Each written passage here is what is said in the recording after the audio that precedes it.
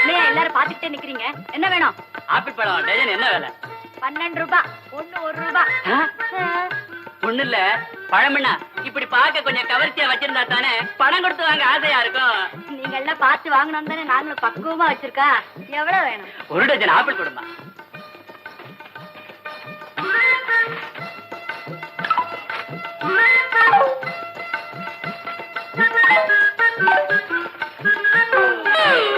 அரை டஜன் மாம்பழம் கொடுமா.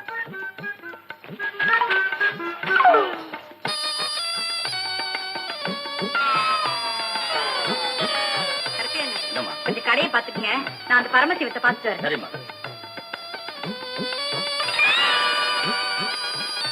இந்த ஆளை காணோம். கொஞ்ச நேரத்துக்கு முன்னாடி கடை திறந்திருந்தது. 4